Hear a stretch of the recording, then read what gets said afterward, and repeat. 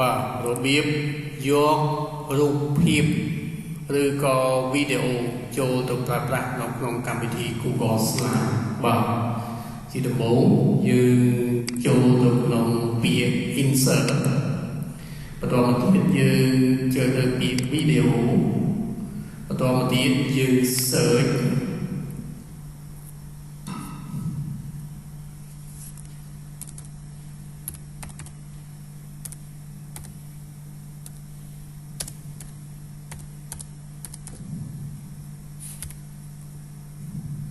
បន្តមកទៀតយើងคลิก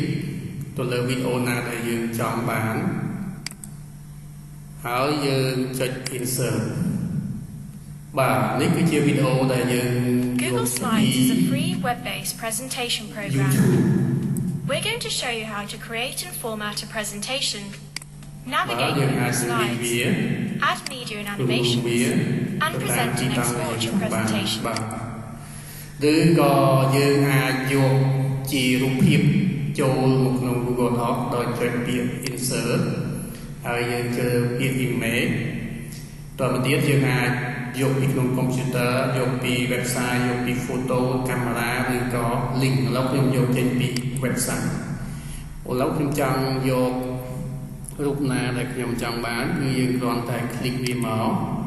បាទនេះគឺជារូបភាពដែលយើងយកចេញពី website បាទនេះគឺជាវិធីដែលយកវីដេអូឬក៏រូបភាពចេញពី